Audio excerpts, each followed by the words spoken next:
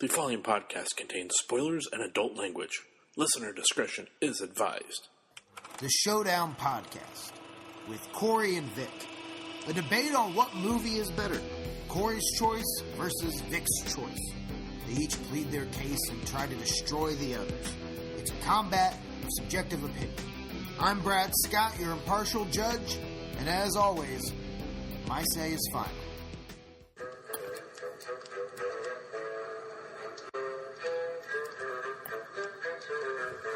Welcome to episode 34 of the Showdown Podcast, the thriller and the kitchen of Corey Miller, featuring Joe Lavelle. And now the combatants.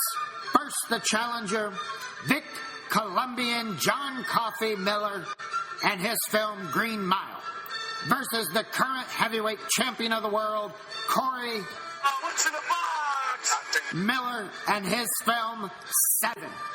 With your host and referee, Brad Scott, telling it like it is, let's get ready to podcast. Welcome to episode 34 of the Showdown Podcast. We should have recorded more music. Kind of ran out of steam there at the end. Thank you for joining us.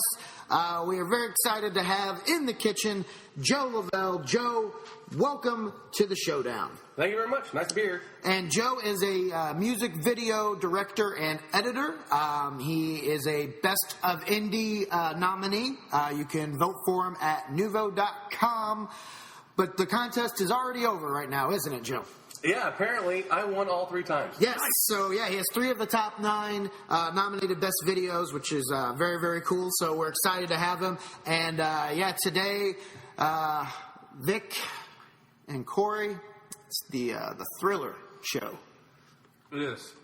The Thriller in my kitchen. And Corey, you are the current champ. I am going to let Vic go first. Of course he is. All right, Vic, tell us about Green Mile. All right. The Green Mile is centered around a gentleman by the name of John Coffey. He is a 6'8" behemoth of a man who gets captured, tried, incarcerated, and sentenced to death by the Louisiana penal system. Penal. I knew it was coming.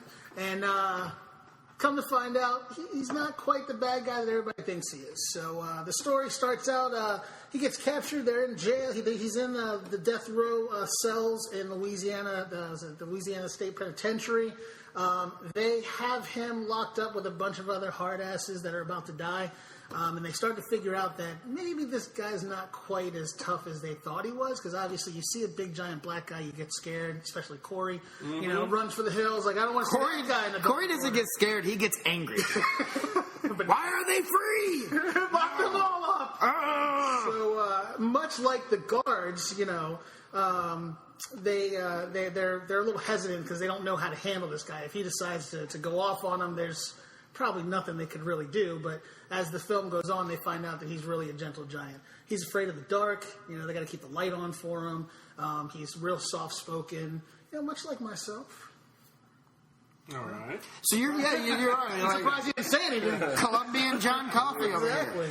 So, you know, it goes through, you find out that the crime that he was incarcerated for, that they're putting him to death for, was the rape and murder of 2 little blonde-haired Aryan women, little girls that probably came from Corey's family somewhere down the line, and they figured the easiest way to end the whole thing and to quiet the nation over the whole thing was to find somebody and blame them.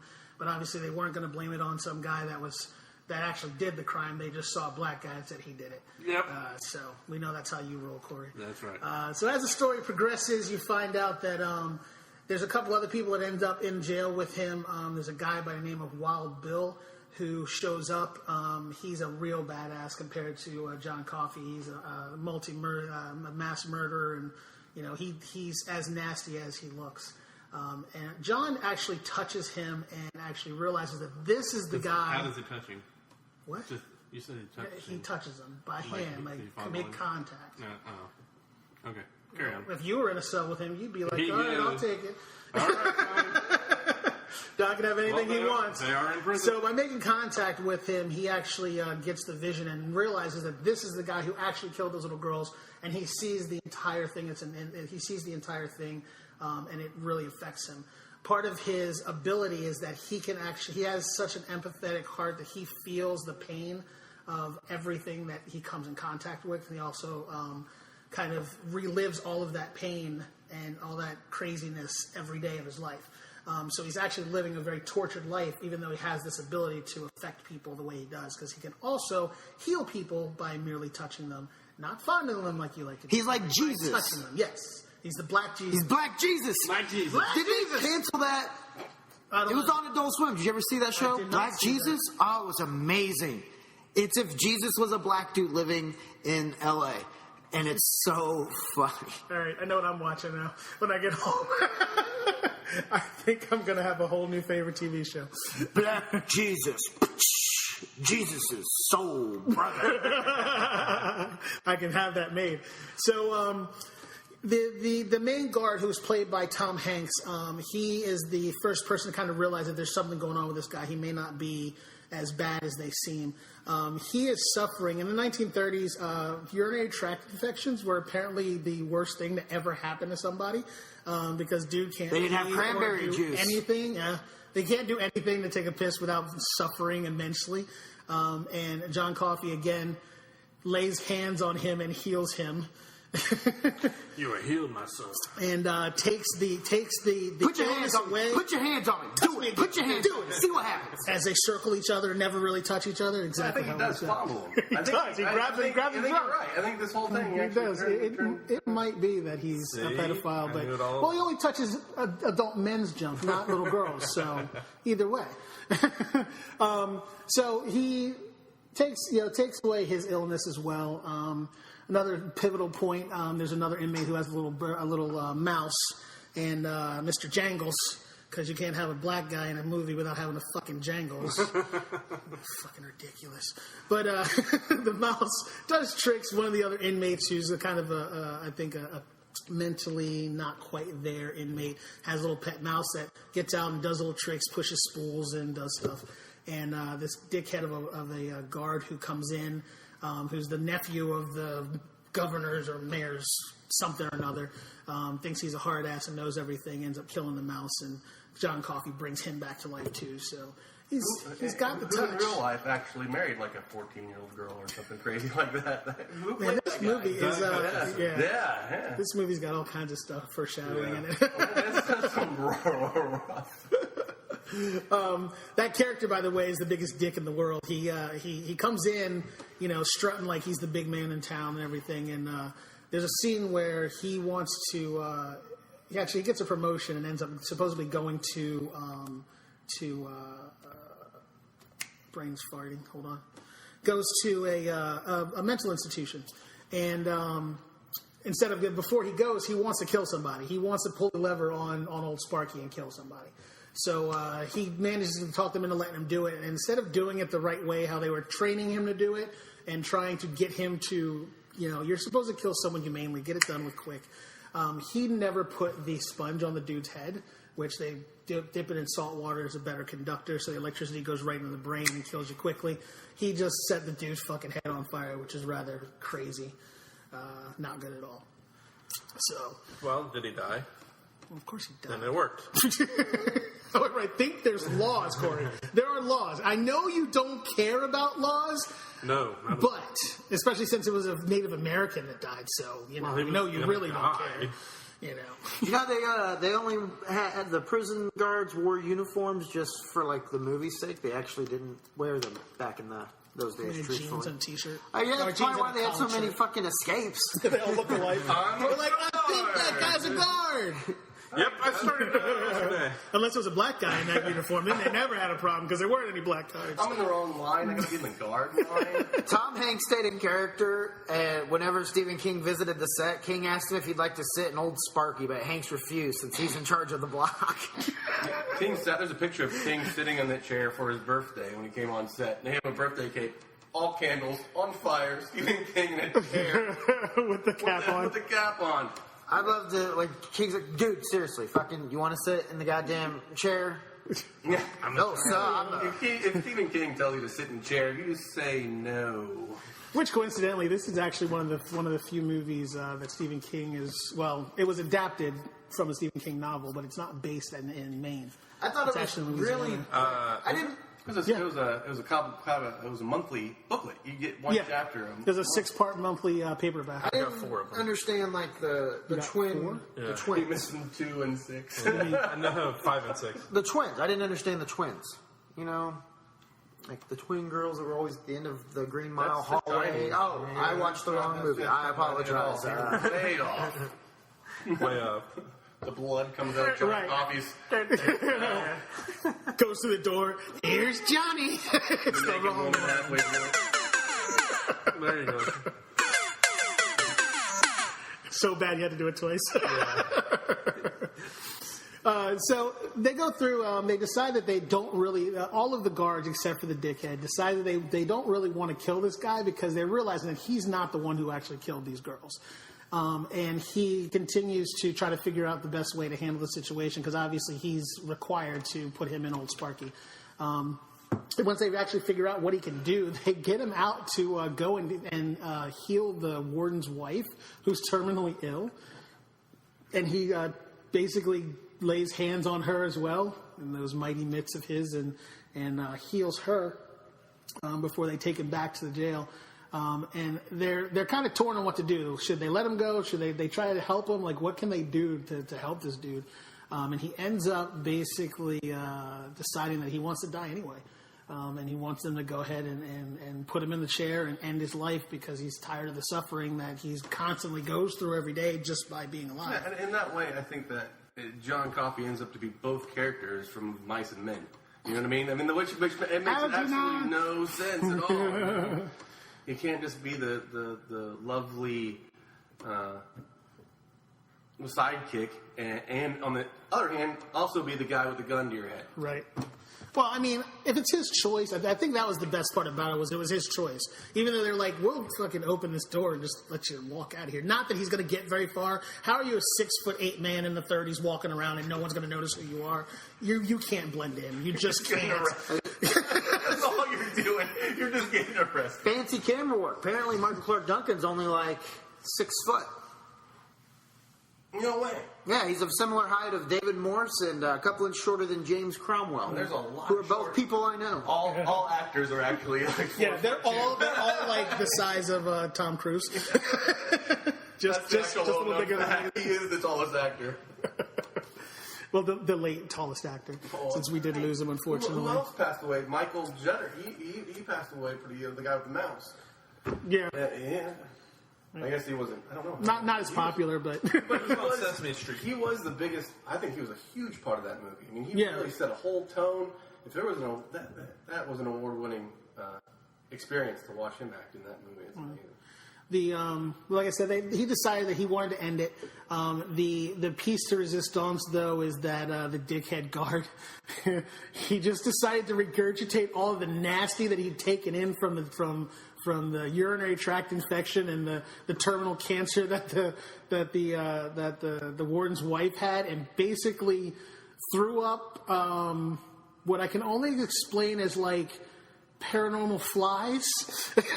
I don't know exactly what it was that he regurgitated, but the dickhead took it all in and basically was paralyzed and catatonic from that point on, which is the minimal of what he deserved for as much of a dick as he was throughout that entire movie.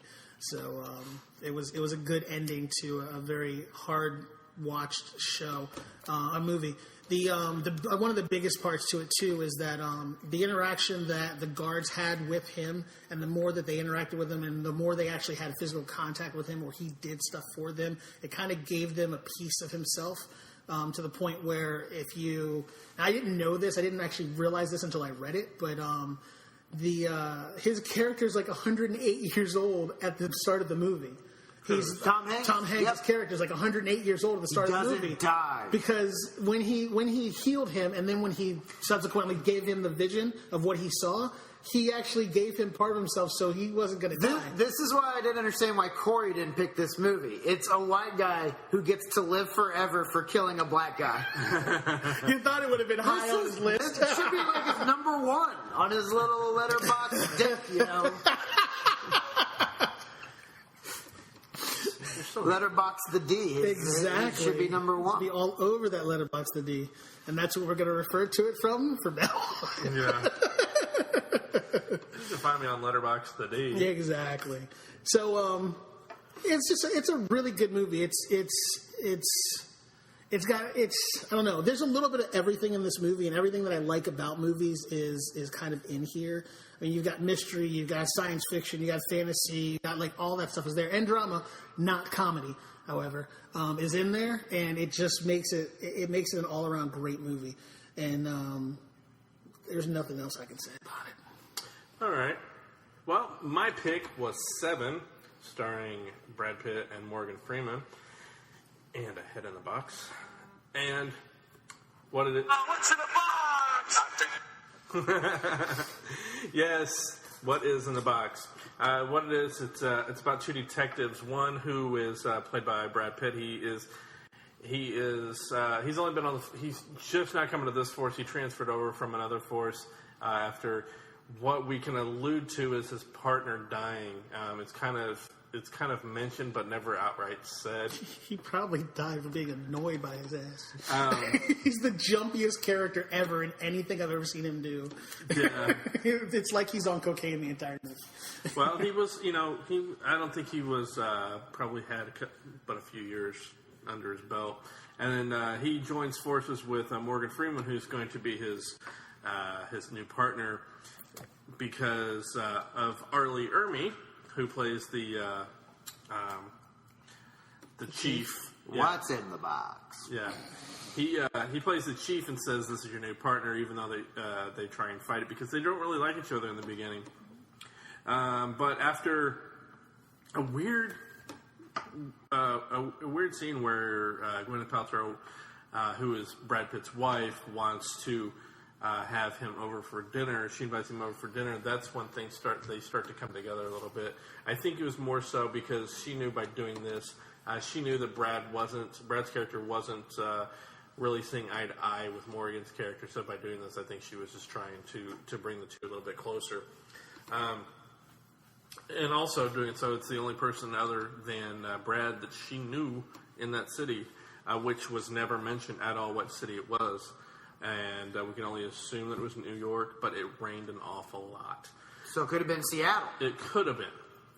But like I said, they never mentioned. And what I found out was that it rained a lot because that's what happened in the first scene that they shot with Brad, and they were afraid that to keep things they didn't want to change continuity the movie. So they didn't lose continuity. They left it raining in every scene because he was going to have to leave to go shoot 12 Monkeys, and so they wanted to do everything they could. If you go back and watch that, if you watch the car scenes, the two shots when they're driving, they'll have a different viscosity of rain, I guess you'd call it. So one will be like a really hard rain, and then you cut the Brad Pitt and it's like a sprinkle. Yeah, I noticed that as well too. Even there was one scene where it was sunny, but the rain was coming down. It's like right after they found out that all of the killings were seven deadly sin inspired. He had those cliff notes were delivered to him, and that's the scene where you can kind of see the sun in the background. So I just thought that was kind of funny, and I thought, yeah, it can still happen. Cops use cliff notes too. Good to know. I'm not the only one. It was from Indiana. So that's where it was from. So Morgan Freeman, to back up a little bit, he said that, or he figured out that it's the seven deadly sins that the killer was inspired to do. So, and they were trying to figure out who's going to be the next person and whatnot. So it's then the thing that I like about this is the killer, who's played by I'm not going to worry about it. The killer played by Kevin Spacey. Spoilers! Uh-oh, spoilers! I don't know. How old is this movie? They haven't seen it by now. Fuck them. How many times does he always go, what did you say at the beginning of the show? Yeah, we got it. In case one of the 12 people listening wants to get upset. So anyhow, And if you do get upset, write in and bitch at us. We'll take it. please, I'll be the first. So anyhow, they and I lost my train of thought. I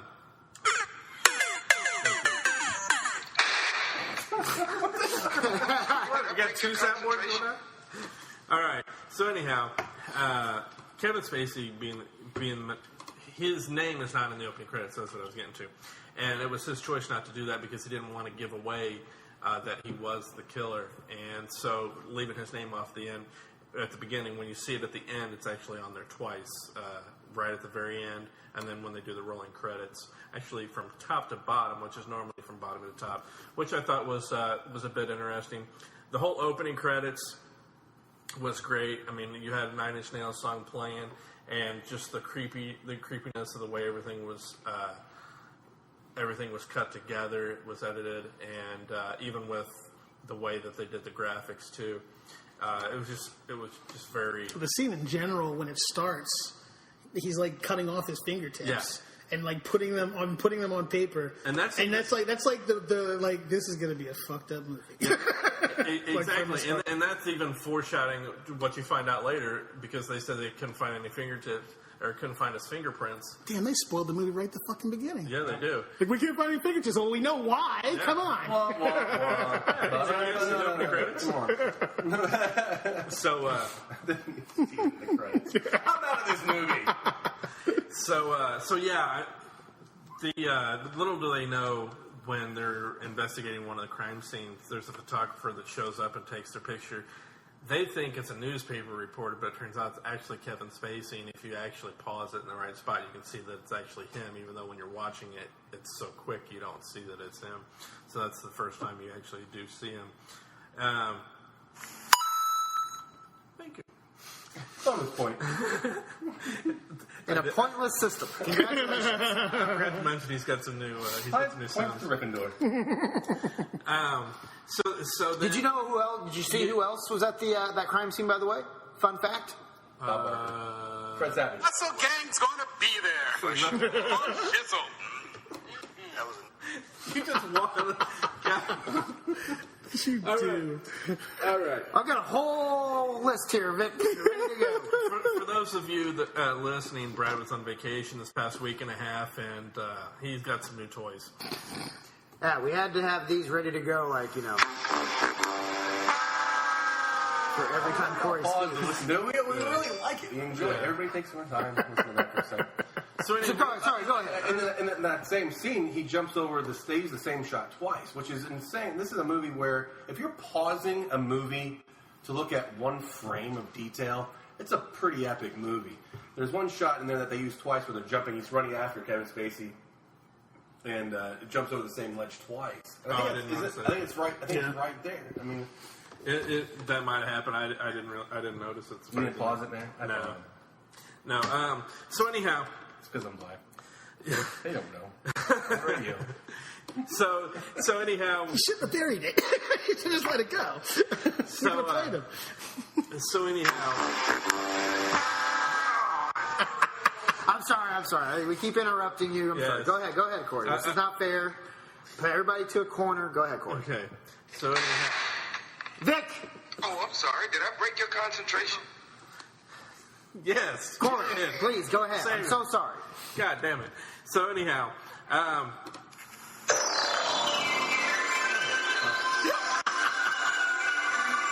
Look, motherfucker, I don't want to hear it after that stupid Omen music non-stop. Damien music. I'll bring that back. Please continue. All right. Can I? All right. So anyhow, fuck, where the hell was I? Okay. So they've got an inside man, Morgan Freeman does, that can look up books that are checked out by any particular person. He's got the internet? Yeah, the internet. This is the internet before the internet. He's got a guy in I think it was the early ages of Google. I think it was He found Google. That movie would be really short if it was internet. I think he worked for the FBI. They didn't exactly say. But, Yes, they did. But there are certain books. It was the FBI. Okay, thank you. And they couldn't use them. So what they had to do, what he did was they got a list of books that if they're checked out by certain people, they keep track of that. And Morgan said, I want to look for this book, which ended up leading them to Kevin Spacey's character, John Doe. And they found out his address. They went to Thank you. They went to his house. They went to his apartment, and he wasn't there, but he showed up, shot at him. Oh, yeah. But another fun fact. That's the scene where they jumped out. Yeah, who jumped over who was there before they jumped out. Hustle gang's gonna be there. Hustle gang, Shizzle. So Brad Pitt chases after him and doesn't get killed. He's at gunpoint, but he doesn't shoot him and he takes off. Later on, when they're searching his house, his apartment, John Doe actually calls and tells him, that he's got a surprise, but doesn't say what it is. He hangs up before that happens, which then I believe it's the next day, they're at the precinct and they're going up the stairs, and John Doe turns himself in and he's covered in blood. And now we don't know who. We know now he's Kevin Spacey. He's not John Doe anymore. Yeah, that's who it's revealed. Does Brad Pitt still have his hand broken? Yes, already? he does. Yes. Which he got from? I think he had it the whole time. He actually, when he was chasing Kevin... That was unintentional. When he was chasing Kevin Spacey's character, he actually fell and put his hand through a window, and so that's why you see it wrapped up, because he actually did injure himself. So that's why through the rest of the movie it's like that. But John Doe put the smack down on him too. So they decide. I put this back down. They decide that they need to take John Doe to where the last victim is, which John Doe already had set up to be delivered, the final killing, if you will, and that's what shows up while they're out in the middle of nowhere, nothing but fields, and this delivery truck shows up. And so Morgan Freeman goes after it and comes back with this box, and that's what spawns Brad Pitt to ask. You don't have your own sound effects? What's going on over here, guys? This is what happens when I do a fantasy football draft. Ask for Great storyteller you are. He is captivated with football fantasy. And it's the movie Seven. One of the most amazing things that you could possibly tell a story about is the movie Seven. So this is going to be interesting to see who actually wins this battle too. Well, and this is the kicker with this week's battle. Both of these movies rank high for us. At least, I don't know about you for Green Mile, but Seven's one of my favorite movies. I've watched it. I don't know how many. I've watched that movie with the sound off, and not had to hear a word of it, and still enjoyed the entire movie. I have Seven on laser disc because it's it's the original edit, and it is a gorgeous beast to witness. Yeah, but you wrapped it up so well. I'm sure nobody would want to see it. After watching this, it's been years since I've actually watched it, and so after watching it, it actually went.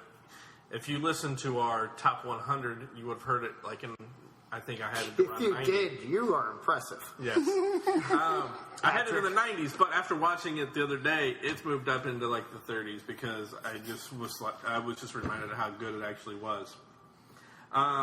If you look at IMDb, it's actually listed as number 22 overall, and it was nominated for an Oscar for Best Editing, which I have to agree, the editing on it was amazing, and This was at a time too when Brad Pitt was just doing a ton of great films. And is that the only nomination they got? Yeah. Well, and that has been re-edited too. That's the thing Fincher went digital. He went hardcore digital. So there's all these two-shot conversation shots that he ended up split screening. So if you had like this side or the right side of the screen for your radio listeners, then the left side, he'd actually take the best pieces of each side, so the conversation is even different takes on newer Blu-ray, digital download it, than you would see as the original footage. One cool part, I have it on I don't know if it's on the Blu-ray, I imagine it is, but on the Laserdisc, because it's so awesome, there is an edit with no helicopters, because the funding, they didn't want to give them, you have David Fincher, and you're like, you want helicopters? Oh, that's just way too much money. We have Brad Pitt and Morgan Freeman, that's enough for you. And so he put a blank title card there that said, missing scene, and it was just helicopter sounds. On the Laserdisc? Yeah. And so you can see that, I don't know if you can, like I said, it might be something referenced on the Blu-ray because they have everything on there. But on my one, they have a shot of the whole original ending, and it just says, blank screen, missing scene. And it's all the helicopter shots with all those amazing lines of the power lines. The power lines. Yep. Yeah. There's also, I'm geeking out because I'm a photographer too. I have a studio, and a big thing on setup is when you have 3 people. 3 people is the hardest thing to shoot, and when you do it with video and dialogue on top of that, it's almost impossible to figure out what it was. But David Fincher, and this is the first time I really started to see movies differently, told a whole conversation on the worst and the most boring part of Se7en, when they're all in the cop shop, or cop shop, that's how technical I am, and they're pulling off cops from the frame and they're rebuilding them better than they were before. But they have this dialogue between 3 characters, and depending on how powerful the character's conversation and how the audience perceives them, places them in that scene. So Brad Pitt's a weaker, more what did you say earlier? He was weaker, hyperactive. Yeah, he's hyper. He's they just put like him way in the spastic. back, and he doesn't understand what's going on. And then the 2 more powerful characters are actually having a conversation, and it rotates through that whole shot. It's unbelievably smart. It's like the end of that movie. Like Spacey is just like, you guys are a bunch of bitches. I was leading you around the entire time. I had to turn myself in order for you to find and catch me. It is. And like the way that they, like you said, the way that they frame that whole ending when they're driving, like Morgan Freeman is the guy who's like, yeah, we knew I was coming for you. We had the whole fucking thing figured out. You only had like a day left. You just turned yourself in early. And he's like, yeah, but I had to turn myself in because this idiot could, like, they told a whole other story right from the back. Why am I fucking doing this for him? Because he was knocking out of the park. Anyway. Also, one of the other things I wanted to add as well is Kevin Spacey. Between this movie, I would say between this movie and Usual Suspects is probably his 2 best roles. I'm not sure which one's better than the other. I was actually about to do Usual Suspects for this. I'm glad you didn't. And I decided not to, but then I was also going to do it for the crime drama, for the criminal thing. But I just decided not to do it because that's another one of my favorite movies, but I'm saving that for later. Because I know another one's going to come up at some point. But yeah, between those 2, and even maybe American Beauty, those would probably be my top 3 Kevin Spacey roles. Not Beyond the Sea? I haven't seen that one. Oh, it's good too.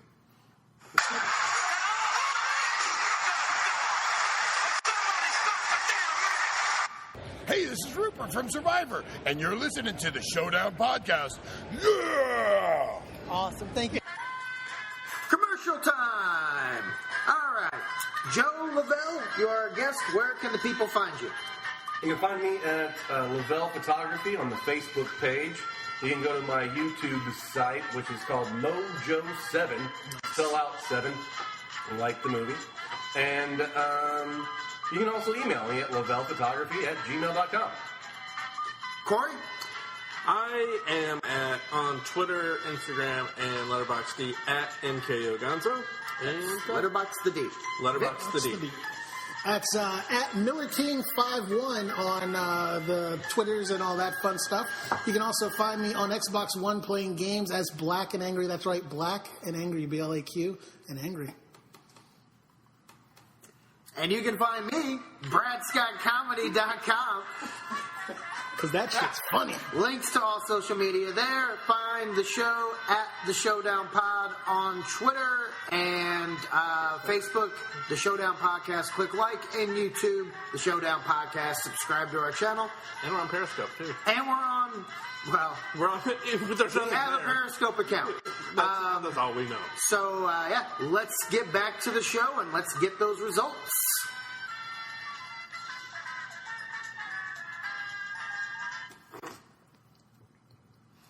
And we're back. I love that. That was so professional and well done. Yes. It's amazing that we don't have more listeners. So, I'm surprised. Joe, you are our guest. You have reached a decision. That's just the problem, is that I love Se7en so much. I love David Fincher. I love everything he's done. I named my dog Fincher. And that was an amazing... I never saw or heard a description of a movie that made me not want to go see one of the best movies ever made. I'm going to have to go with The Green Mile. It is a fantastic dissertation on how everything was put together and how the movie actually set the tone. Holy cow. That was like an answer that made sense. Right? I know, right? We don't have a lot of those. You look like balls. I don't like your glasses. My pick was Aaron Rodgers. No, that was That was my football. Sorry, that was okay. I'm gonna go with Vic as well. Corey had a good argument, but yeah, everything he said. How do you follow that up? Vic is black. And you didn't listen to half my talking because you were doing a fantasy draft. But the half I heard wasn't enough to keep me around for the other half. That's what you have to think about. You lulled him into the draft. You realize this? That's how awesome it was to listen to. I guess so. And now, the new champion of the world, Vic Colombian John Coffey Miller. I'm under protest. You should be. Yep, protest. I feel vindicated. All right. So what we thought we'd do with this episode, with the end of this episode, is talk a little bit to Joe and find out what type of movies do you like. I know that you suggested the drama and crime, but what other movies really are at the top of your list? It's like I said, David Fincher has always been my idol. I've really liked everything he's done. Including the Facebook movie? Yeah, including the Facebook movie. I mean, and even then... What was the Facebook movie? Social Network. Yeah. Oh, I thought that was, what's his name? Good old what's his name? The fast-talking guy. Who did Sports Night? Aaron Sorkin. No. He didn't do the Facebook movie? Well, I think he wrote it. Oh, okay. Yeah. But Fincher directed it. All right. It's just a nice way to show off. That's what it was. It's David Fincher showing off. He's masturbating for everything, and I think it's just great to watch. Even though you sometimes don't want to watch people masturbate. That's why I go to local music concerts. There is another... so anything that he does, anything that's an older school, in the thriller type category or the film noir category, Double Indemnity, when you're talking about film of all time, is one of my favorite of all time. I still haven't seen that one. Jesus. I know. Oh. What is it called? Double Indemnity. It's just one of the coolest of the cool. If you want to know what cool is, it's the Mr. Dad, My Three Dads guy. What was his name? Paul Reiser? No, the good guy. Anyway. The other guy? No, My Three Dads in the 50s. The good guy. Oh, My Three Dads. I was thinking of My Two Dads. Me too. I was like, classic 80s sitcom. Oh, my Two God. homosexual men get given a daughter by their... Man. What a shitty judge she was, by That the just way. broke tons of people's hearts. I don't remember much of the My show. heart. A judge awards custody of a girl to two bachelors living in the apartment below her. That's a shitty judge. That is kind of odd, now that I think about it. She usually does it with the mass killers. So this time, we're going to let the killers go. I imagine like all of her maids are just junkies and prostitutes. Oh man, what else has been? Oh, I mean, it started. I guess I'm thinking backwards. I'm going from the oldest and newest, but I guess it's more sci-fi. But Metropolis by Fritz Lang. I remember the first time I saw it, and it was one of those tapes that back in the day, if you're younger than 20. You talking about the 1927 movie? Yeah. And it's a black and white. You wouldn't like it. Yeah. Well, and there's no sound either. But the way we used to get tapes that were on slow reel, and Corey and I were talking about it earlier, where you'd slam in 6 movies, and it'd be like this underground stuff that you couldn't get on your video store, and you'd pass them under the desk, and there'd be like 3 crazy movies, and then maybe a porno, and then something else, you know what I mean? And then everybody would pass them around. And the first time I saw Metropolis, it was almost unwatchable. It was just black screen the whole time with some flashing sci-fi lights, and I was shocked that people could make movies that cool way back when there was no sound in movies. So that would be my huge. I draw a lot of inspiration. That's one I started watching a long time, several years ago, because I've got it on one of those it comes with like 6 discs, and it's got like 100 movies, and that's in there. And I started watching it, and I guess I just wasn't in the movie. Well, the problem is there's a new, the older versions of that, like the VHS version, those box sets that you get at the dollar store for whatever, are the old renditions of it. They found like 8 millimeters of missing scenes. There was never really complete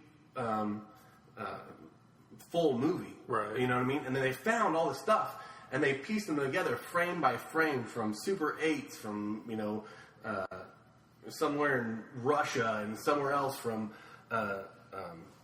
Germany, and they pieced this amazing set together that they released on Blu-ray. When I bought it on Blu-ray, there was only one in the store. They only released like one, and it was in the Mega Mall in Minnesota. Like, if you go to the biggest mall in the United States to find one movie, they just got one. and they only have one, it's kind of a hard thing to find. Yeah. But come over, hang out, we'll watch it. It's a great thing to witness. So anybody out there, go watch.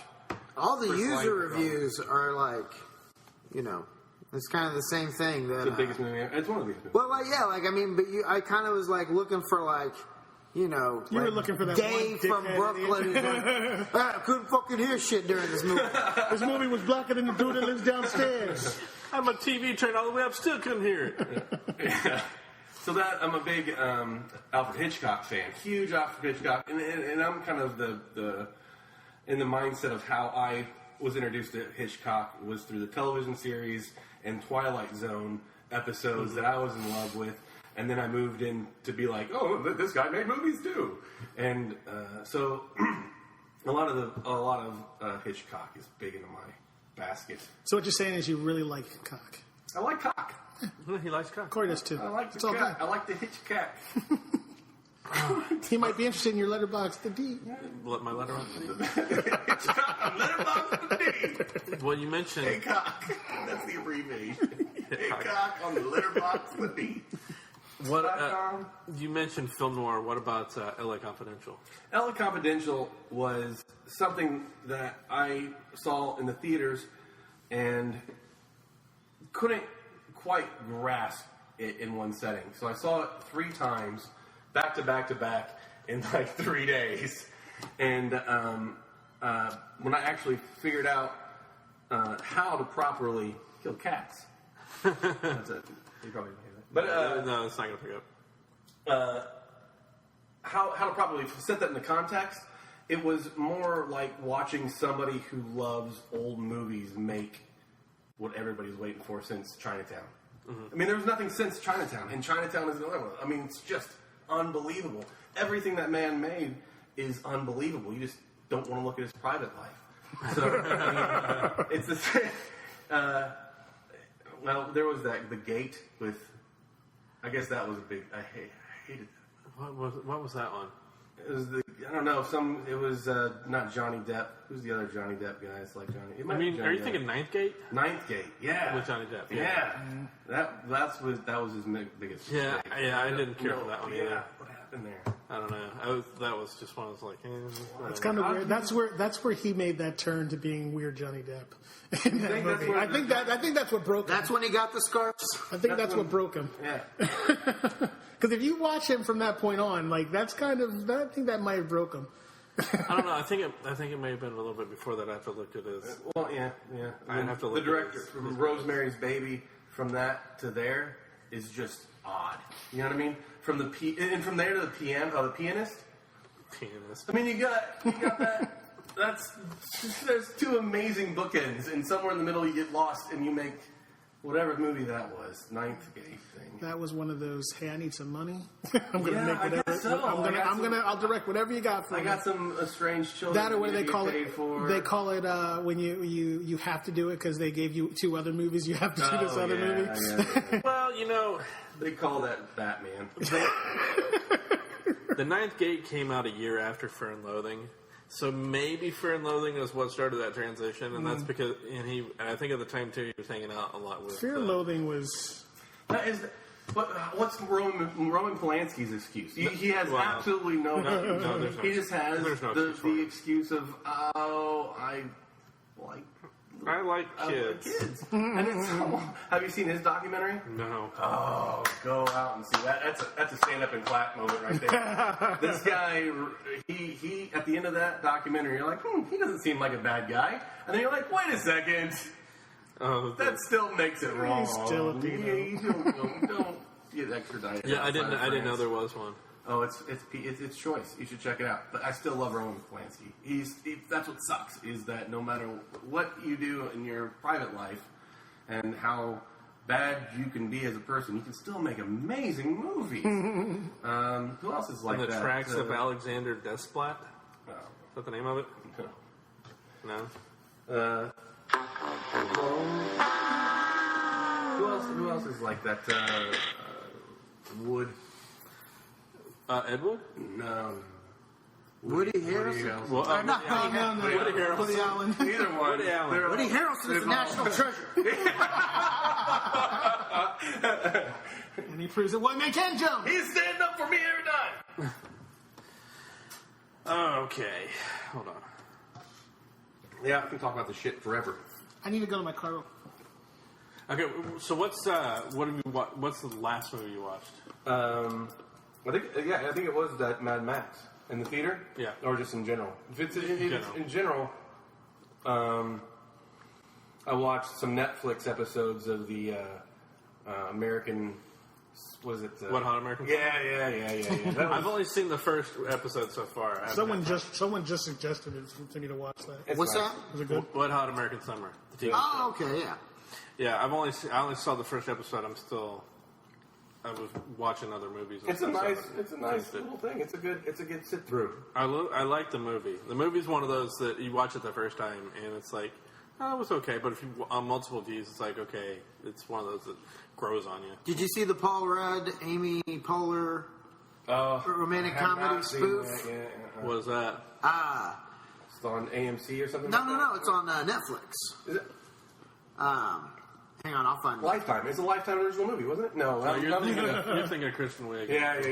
We'll fill it out. Which I wanted to see, and I freaking Was it out? didn't get around to. That movie it came out. That movie was so funny. I'll admit that I watched it because I got a couple friends that give me shit for watching Lifetime movies, which I don't really do. They think that I do. I will now be one of those people. He's gonna grab your leg at one point in time. It's so good, honey. I'm so glad you're here today. But yeah, watching this one, it was so funny because you could tell that They came together. Yeah, you could tell that they were trying to that they were being funny, but at the same time, they bring in all the different aspects of Lifetime movies and putting all into this one movie, and it was just so funny. Oh, the Will Ferrell, Kristen. Yeah. So they had like a love for Lifetime movies, and you can see it. Yeah, it was so funny. Too? No, it was a guy. He's a writer on a show that's on IFC, and I can't remember the name of it now. Golly. How would you like to be that writer? Be like, listen, we're making a Lifetime movie. I think that was the inspiration. It was like because the show on IFC is like it's a comedy, but it's dramatized. Like, you know, it's trying to be a comedy. Dramatized, whatever. He's making shit up as he goes along again, people. We got to cut him off. I was dramatized one time, yeah. I was too, but I said that man in Was general. it at camp? It's dramatized. One time at drama camp, I was Dramatized, right? I was dramatized. Is it that? Is it dramatic? It's not dramatized. Shut up! I got education. Anyway, they try to make it dramatic. Ebonics worked for me. I should have just said that. They try to make it dramatic, but at the same time using comedy tropes, and it was so funny. After that, the last one I saw in the theater was Mad Max, and that was. I just can't seem to. I want to go to the theater so bad, but I don't want to spend $50 on something that's a mass-produced. Right. Fun show, and it's fine to go and see it. Find a cheaper theater. I know that is outrageous. That's the people we need to figure out. We need to go down to Artcraft and you get a Regal card. You get a Regal card, and it gives you $1 off. You can see a good matinee for like $9. I want to see a film festival show. You know, stuff that came out of that only have 12 people in the theater in the whole United States. You know what I mean? I want to try to find these kind of movies to kind of watch and not just mass-produced billion-dollar freaking films. I know there's good stuff out there. We just can't figure out where to go to find them. And in the theater, you know what I mean? You can go download them every day you want.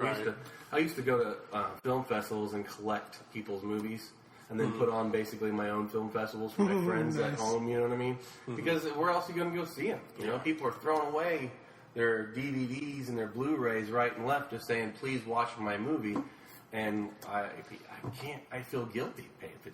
But that Mad Max, how can you not? It's like candy for the soul. It's like me. It's everything that I really Everyone that I've talked to about watching that movie, they're like, "That movie sucked." I'm like, I enjoyed this movie.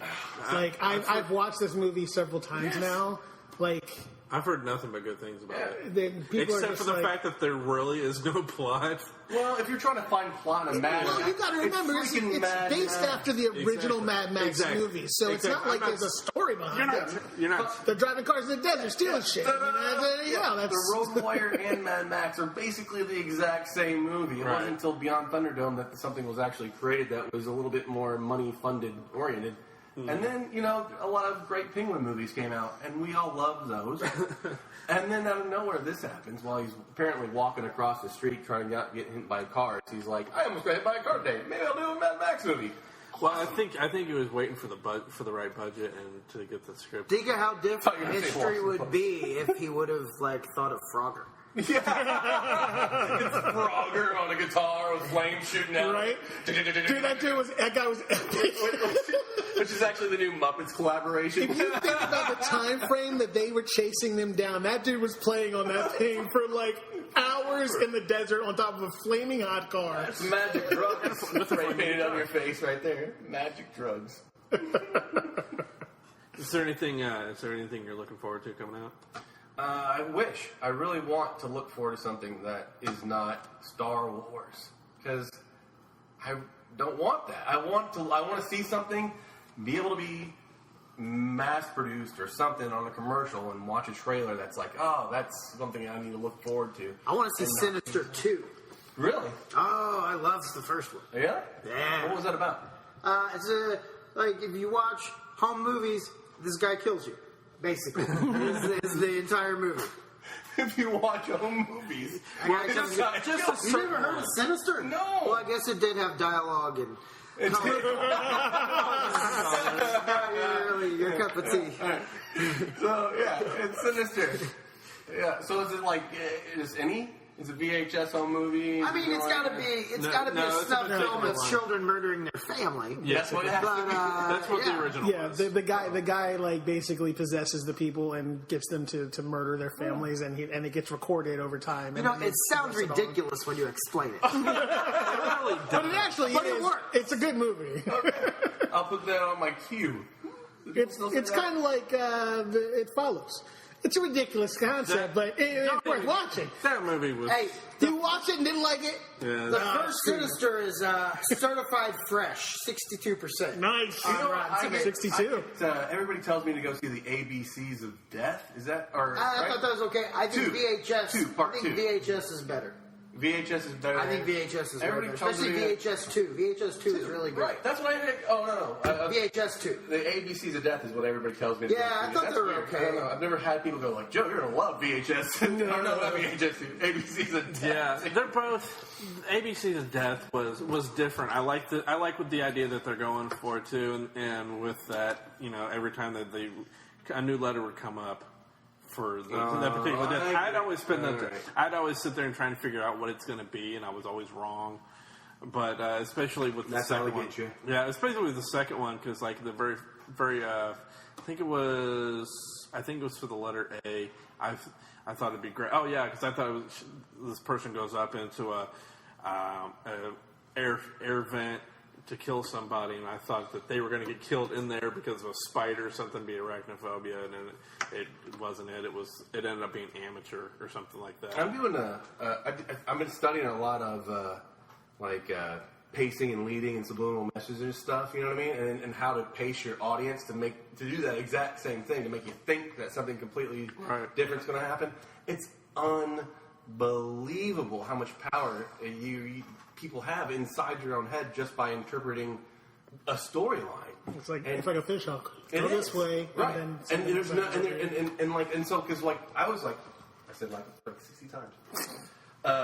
Don't worry. There's no way we could have to be that simple. There's no way I could be led that easily, and it's completely true. They know exactly what they're doing. They're pacing and leading throughout all these shots, and they're masters at it. That's because they don't have black people sitting there, irate, Screaming at yelling me. at them. Don't you go in that room? Damn way you shouldn't be going that way. Why am I more offended when you say it? Come on now, don't go in there. Oh, jeez.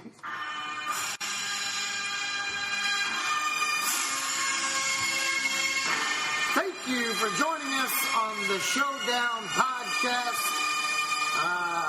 Congratulations to Vic Miller, who took back the crown.